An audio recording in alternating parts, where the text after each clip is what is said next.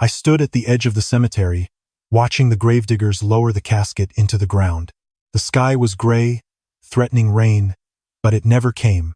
Just like the mourners who never showed up, it was just me, the priest who'd been paid to say a few words, and two men who worked there.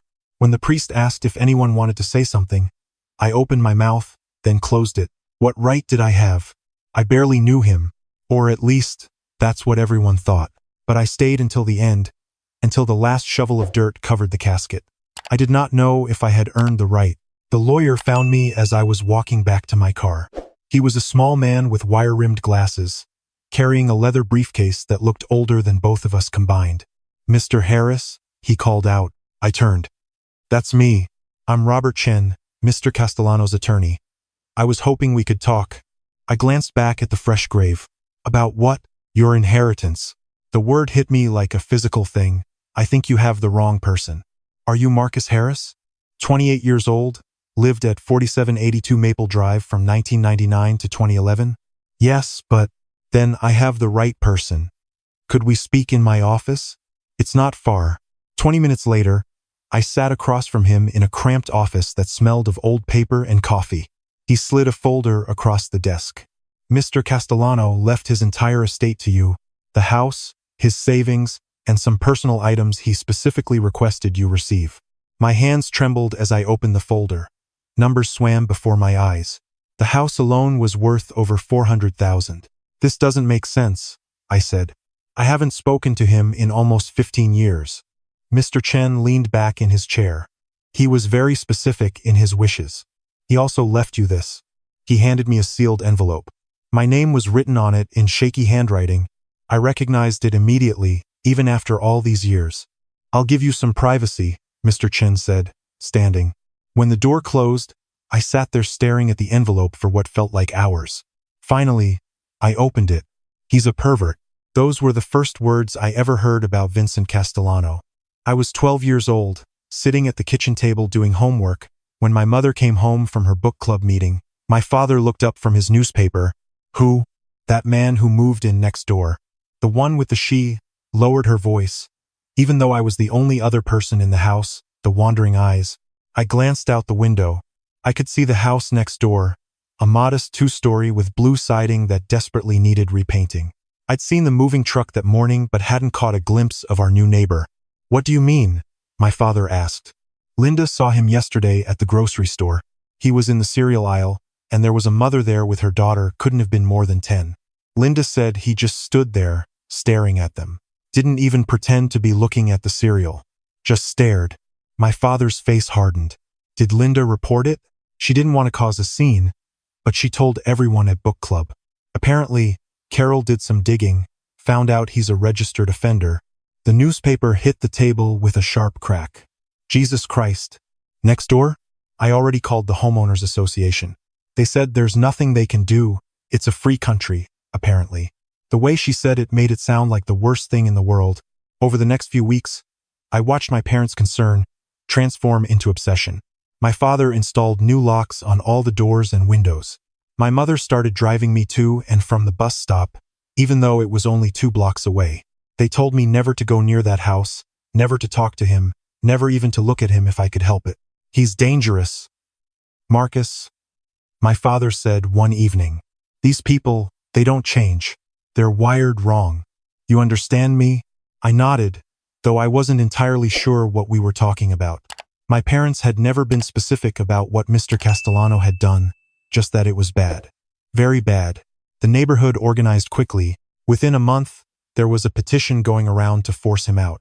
My mother came home triumphant one day, waving a stack of papers. 87 signatures, she announced. "They're going to have to listen to us now." But they didn't.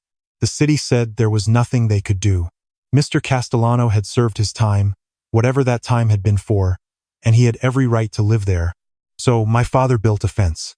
Not just any fence, an 8-foot privacy fence that ran the entire length of our property line. He spent 3 weekends building it, refusing my offers to help. I watched from my bedroom window as he worked, his face set in grim determination. When it was done, you couldn't see Mr. Castellano's house at all from our yard. It was like he'd ceased to exist. Except he hadn't. I first heard his voice on a Tuesday afternoon in late September. I was in the backyard, throwing a tennis ball against the fence and catching it. A mindless activity I developed to kill time after school. My parents were both at work. I was supposed to stay inside, but the weather was perfect, and I was 14, old enough to make some of my own decisions. The ball bounced wrong off a knot in the wood and sailed over the fence. I stood there, staring at the spot where it had disappeared, my heart suddenly racing. My father's words echoed in my head. Never go near that house. I waited, hoping maybe it would somehow bounce back. It didn't. I was about to go inside and forget about it when I heard footsteps on the other side of the fence. Then a voice, rough and hesitant, like it hadn't been used in a while. "This yours?" I froze. I should have run inside. That's what my parents would have wanted. But something made me walk closer to the fence. "Yes, sir," I said. There was a pause. Then, "There's a gap here, between the fence posts. I can push it through." I watched as the yellow ball emerged through a narrow space where two fence boards didn't quite meet. I grabbed it quickly. "Thank you," I said. Another pause. "You're welcome." I heard him walk away. I stood there for a long moment, holding the tennis ball, my mind racing. His voice had been normal. Tired, maybe, but normal. Not the voice of a monster. Over the next few months, it happened again. And again, I'd throw the ball deliberately high, watch it sail over the fence, and wait. Sometimes it would take a few minutes. Sometimes longer. But he always returned it. We never spoke much. Just pleasantries. "Thank you." "You're welcome." "Nice weather today." "Sure is." I knew I was doing something wrong. My parents would have been furious if they knew. But there was something about these brief exchanges that felt important in a way I couldn't articulate. He was just a person. A person who returned tennis balls. The first lawsuit happened when I was 15. I came home from school to find my mother on the phone with a lawyer, her voice shrill with anger. Apparently, a branch from Mr. Castellano's oak tree had fallen on our garage, denting the roof. My father wanted him to pay for the damage. Mr. Castellano refused, claiming the tree was on the property line and therefore shared responsibility. The case dragged on for months before being dismissed. The judge ruled it was an act of God. Act of God, my father muttered that night at dinner. The only act of God would be if lightning struck that house with him in it. I pushed my food around my plate, saying nothing. The second lawsuit came 6 months later, something about water drainage. The third was about noise. My mother claimed Mr. Castellano was running power tools late at night, disrupting the neighborhood. All were dismissed or settled for pennies. But with each lawsuit, the tension grew thicker. The fence between our properties seemed to loom larger, a monument to hatred I didn't fully understand. I was 16 when everything changed. It was a Saturday morning in June. My parents had driven to my aunt's house 3 hours away for the weekend, leaving me alone for the first time. They'd given me strict instructions. Stay inside, don't answer the door for strangers, call if anything happened. I lasted about 2 hours before boredom drove me to the backyard. I wasn't planning anything. I was just sitting on the porch steps, scrolling through my phone, when I heard it, a sound I'd never heard before, coming from the other side of the fence. Someone was crying, not soft crying, deep, wrenching sobs that sounded like they were being torn from somewhere fundamental, the kind of crying you do when you think no one can hear you. I stood up, my phone forgotten. The sound continued, broken by occasional gasps for air. Before I could talk myself out of it, I walked to the fence and found the gap where he always returned my tennis ball. I crouched down and pressed my eye to it. I could see a sliver of his backyard. There was a small patio with 2 chairs and a rusty table, and sitting in one of the chairs, his face in his hands, was Mr. Castellano. He looked nothing like I'd imagined. He was thin, almost frail, with gray hair that probably hadn't been cut in months. He wore a faded blue shirt and jeans with holes in the knees. His shoulders shook with each sob. "Mr. Castellano?" I said quietly. The crying stopped instantly. I heard him stand up, the chair scraping against concrete. "Who's there?" "It's Marcus." From next door, a long silence. Then, "You shouldn't be talking to me. Are you okay?" "I'm fine. Go back inside." But he didn't sound fine. He sounded broken. "Did something happen?" I asked. Another pause. When he spoke again, his voice was thick with tears. It's the anniversary. 20 years today. Anniversary of what? The day my life ended. I didn't know what to say to that.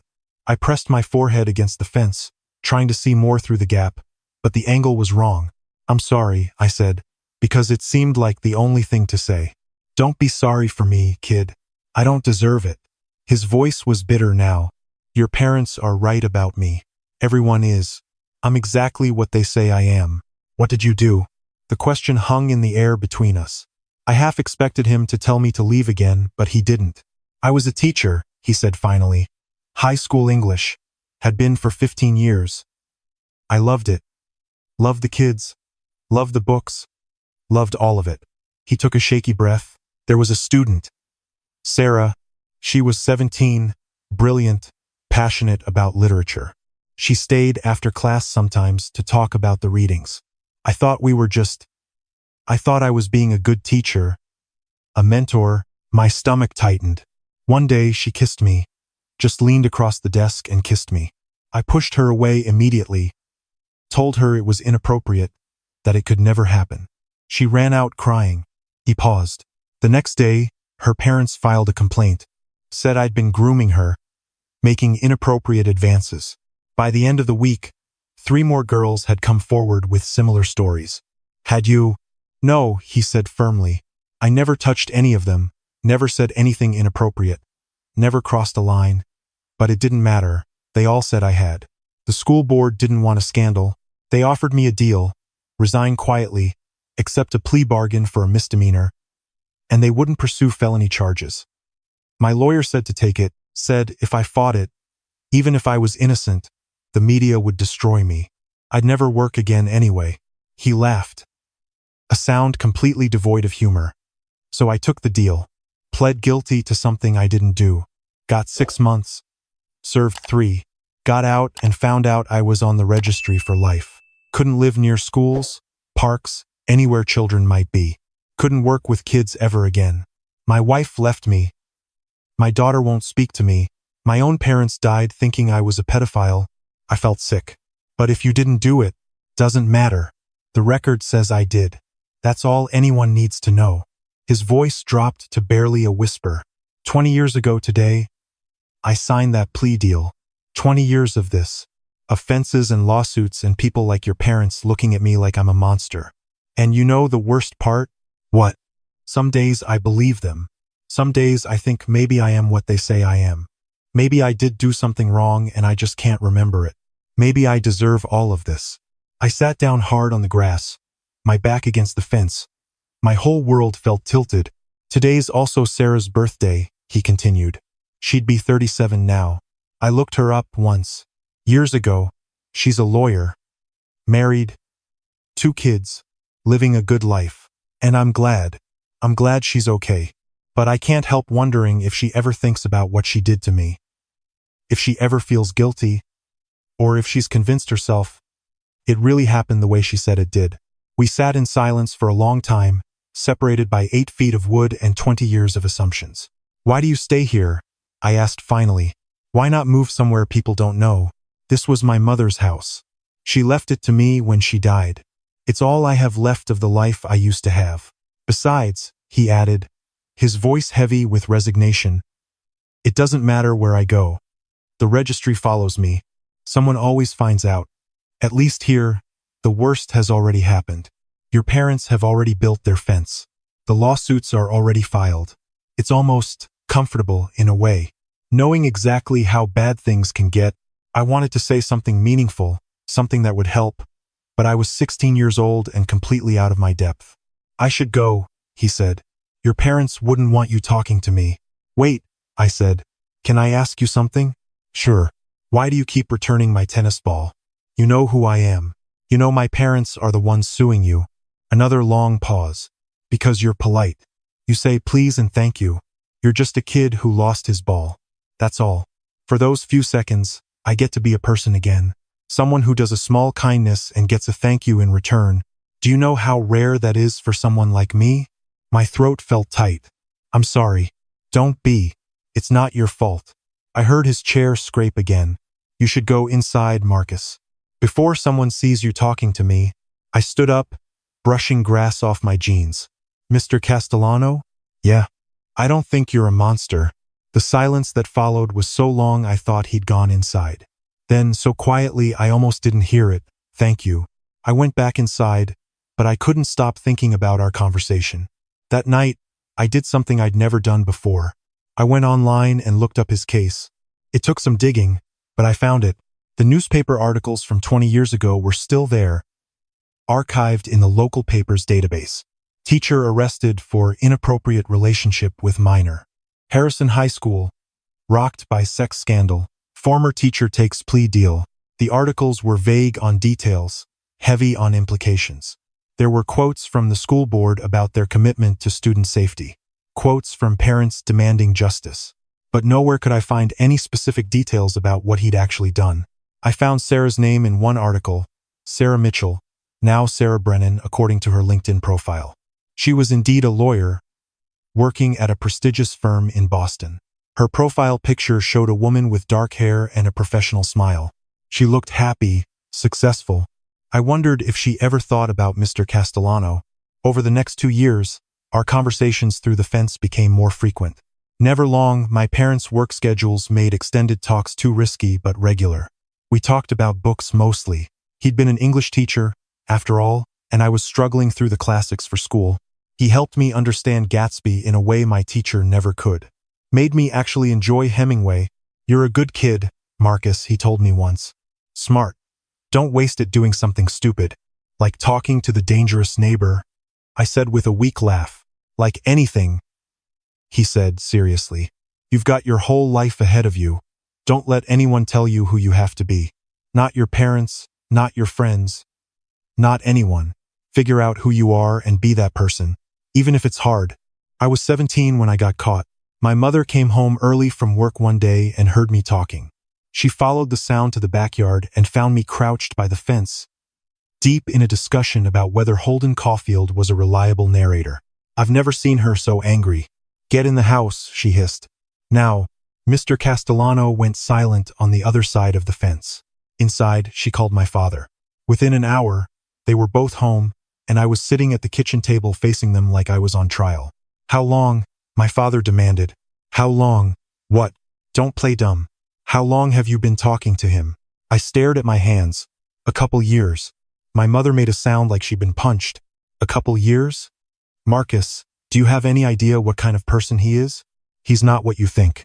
He's a predator. My father cut me off. He's on the registry. It's public record. He took a plea deal for something he didn't do. That's what they all say, my mother said. Marcus, please tell me you haven't been going over there. I haven't. We just talk through the fence. Just talk, my father repeated. Marcus, this is exactly how these people work. They gain your trust. Make you feel special. Make you think everyone else is wrong about them. It's called grooming. It's not like that. You're done, he said flatly. No more backyard time unsupervised. No more anything until you're 18 and out of this house. Do you understand me? You're not even listening. Do you understand me? I understood. I understood that they'd made up their minds years ago, and nothing I said would change them. I understood that they'd rather believe a stranger was a monster than question their own judgment. Yes, I said quietly. I understand. That night, I snuck out to the fence one last time. Mr. Castellano? I whispered.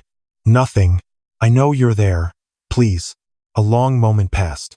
Then, you shouldn't be out here. I wanted to say goodbye. I'm leaving for college next year. I probably won't see you again. That's for the best. I don't think so, Marcus, he said, and his voice was gentle. Your parents love you. They're trying to protect you. Even if they're wrong about me, that doesn't make their love wrong. Don't hate them for this. How can you say that? They've been horrible to you. They're scared. Fear makes people do terrible things. But it comes from love, in its own twisted way. He paused. You're going to do great things, kid. I know it. Don't let me be an anchor that holds you back. You're not an anchor. Then think of me as a lesson. When you're out there in the world, making your own choices, meeting your own people, remember this. Remember how easy it is to believe something about someone without knowing the truth. Remember how it feels to be on both sides of that fence. I pressed my palm flat against the wood, wishing I could see his face one last time. I'll remember, I said. Good. Now go back inside before they catch you again. I went to college in Seattle, as far from home as I could get while staying continental. I studied psychology, maybe because of Mr. Castellano, maybe in spite of him. I wanted to understand how people thought, why they believed the things they believed, how fear and love and hate all tangled together in the human mind. I didn't go home for Thanksgiving my freshman year, or Christmas. I made excuses: too much work, too expensive to fly. The truth was, I couldn't forgive my parents for what they'd done. For the fence. For the lawsuits. For refusing to even consider that they might be wrong. My mother called every week. My father less often. We talked about safe things, my classes, the weather, news from home. Never about Mr. Castellano. I graduated, got a job at a nonprofit in Portland working with at-risk youth. I was good at it. Maybe because I knew what it felt like to be misunderstood. To have people decide who you were before you even opened your mouth. 10 years passed. I dated, made friends, built a life. I thought about Mr. Castellano sometimes, usually late at night when I couldn't sleep. I wondered if he was still there, still living behind that fence. If he still sat alone on the anniversary of his plea deal. If anyone had ever returned his tennis balls. I thought about driving home, knocking on his door, just checking in. But I never did. Because what would I say? Sorry, I abandoned you like everyone else. Some things you can't apologize for. The call came on a Tuesday morning. My mother, her voice strange and formal. Marcus, Mr. Castellano passed away. I was at my desk at work. I set down my coffee carefully, watching my hand shake. When? Last week. We just found out. The county sent someone to clean out the house. Apparently he had no next of kin. They found him in his bedroom. Heart attack. They think. Last week? My voice came out sharper than I intended. You're just telling me now? I didn't think you'd care. You haven't been home in years. Did anyone go to the funeral? A pause. There wasn't one. No family to arrange it. The county did a basic burial. It was yesterday. While I was sitting in meetings and answering emails. Vincent Castellano had been lowered into the ground with no one who knew him. No one who cared. Marcus? Are you still there? I have to go, I said and hung up. I called my boss and told her I had a family emergency. Booked a flight home that night.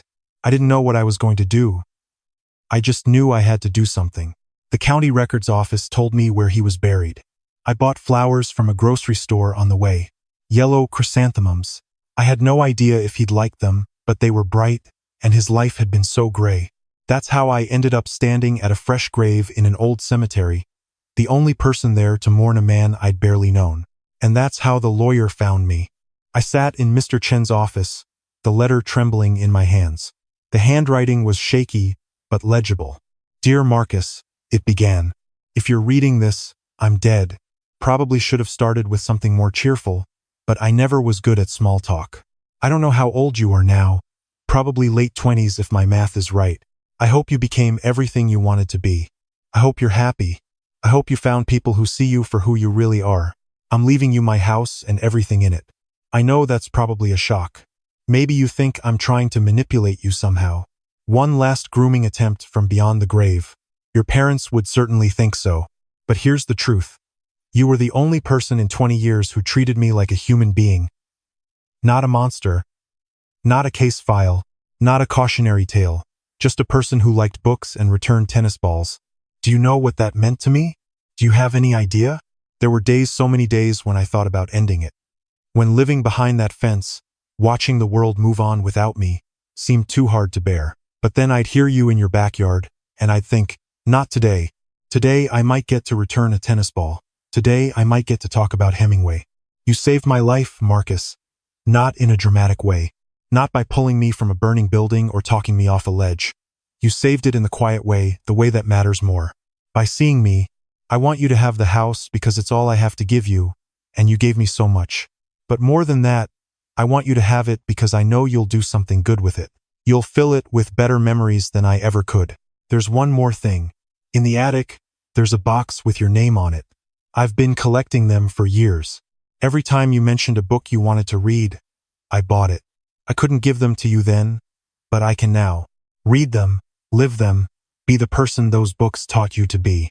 And Marcus, When you think of me, if you think of me, don't remember the broken man behind the fence. Remember the teacher I used to be. The one who believed in the power of stories to change lives. You changed mine. Thank you for the tennis balls. Vincent. I read it 3 times, tears blurring the words. Mr. Chen sat quietly, giving me space. There's more, he said finally, sliding another paper across the desk. His medical records. He requested they be given to you as well. I looked at the document. It was a diagnosis from 6 months ago. Stage 4 pancreatic cancer. Inoperable. He'd refused treatment. He knew he was dying, Mr. Chen said. He updated his will the next day. I thought about Mr. Castellano spending his last months alone in that house, knowing the end was coming. Did he sit in his backyard and remember our conversations? Did he look at the fence and feel anything besides resignation? Can I see the house? I asked. Mr. Chen checked his watch. I have the keys here. We can go now if you'd like. The drive took 15 minutes. When we pulled up to the house, I saw my parents' house next to it for the first time in a decade. The fence was still there, weathered but standing. The paint on Mr. Castellano's house still needed work. Inside, everything was neat, almost unnaturally so, like he'd been preparing for someone to come in after him and wanted to make it easy. The furniture was sparse. A couch, a chair, a small TV, books lined every wall, organized by author. I recognized some of the titles from our conversations. Mr. Chen showed me the paperwork, explained the logistics of the inheritance. I barely listened. I was already climbing the stairs to the attic. The box was exactly where he said it would be, sitting in the middle of an otherwise empty space. Marcus was written on top in black marker. I opened it. Books. Dozens of them. All the ones I'd mentioned in passing over those 2 years. Catch 2-2. 100 Years of Solitude. Beloved. Infinite Jest. Each one was a first edition, carefully preserved. Tucked in the bottom was a photo. It took me a moment to recognize it as Mr. Castellano. He was younger, maybe 30, standing in front of a classroom. He was smiling, surrounded by students who were smiling too. This was before Sarah, before the plea deal, before the fence. I sat on the attic floor, surrounded by books, and cried for the first time since I was a child.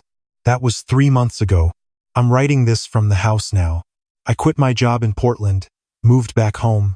The nonprofit understood. My parents didn't. You can't be serious, my mother said when I told them. Marcus, that house, you don't know what happened there. Nothing happened there, Mom. That's the point. He was a predator. He was a teacher who took a plea deal because he was scared. There's a difference. You don't know that. Neither do you. We haven't spoken since. My father sent one email. This is a mistake you'll regret. I haven't responded. I've been going through the house, reading the books, trying to understand the man who lived here. I found journals in his bedroom, 20 years of them.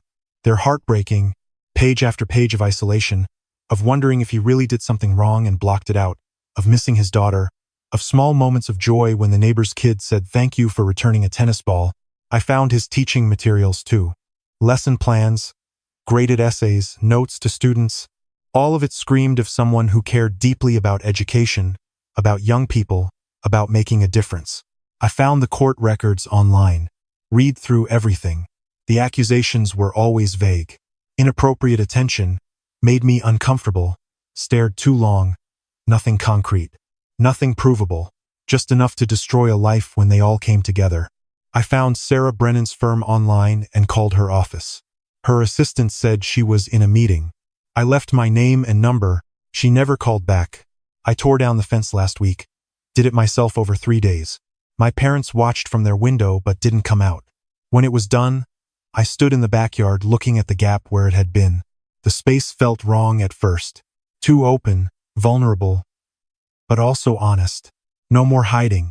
No more pretending that wood and nails could solve anything. I'm turning the house into something good. A community center for kids who need a safe place after school. Free tutoring, books, mentoring. Everything Vincent Castellano would have done if he'd been allowed to keep teaching. The irony isn't lost on me. A registered offender's house becoming a place for kids. The zoning board almost denied my application. Optics, they said. I showed them Vincent's letter, his journals, his teaching records. I shamed them into approval.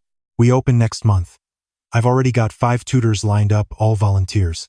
The books from the attic will stock our library. I'm having a plaque made for above the door, the Vincent Castellano Center for Learning. My parents will hate it. The neighbors will probably protest. I don't care. I think about what Vincent told me that night when I was 17. About remembering what it feels like to be on both sides of the fence.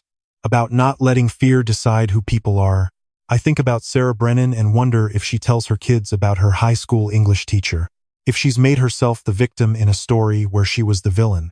Or if sometimes, late at night, she thinks about a man whose life she ended and feels anything at all. I think about my parents and the fence they built, both physical and metaphorical. How fear turned them into people who could sue a man for having a tree. How love for me twisted into hate for him. Mostly, though, I think about Vincent. About tennis balls and Hemingway and the quiet dignity of returning something that didn't belong to you, even when the person asking didn't deserve your kindness. He gave me his house, but he gave me something more important too. He taught me that everyone has a story. That the truth is usually more complicated than we want it to be. That sometimes the dangerous person is the one building the fence, not the one behind it. I found one more thing in the attic yesterday. A tennis ball, yellow and worn, sitting on a shelf by itself. There was a note attached. For all the times you gave me a reason to keep going. I'm keeping it on my desk. A reminder of what small kindnesses can do, of how much power we have to save each other, if we're brave enough to try. The cemetery visit yesterday was hard.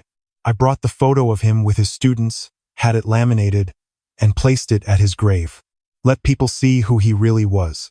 I told him about the center, about tearing down the fence, about trying to build something good from all this pain. I told him I was sorry I didn't come back sooner, that I let fear keep me away, that I chose comfort over courage.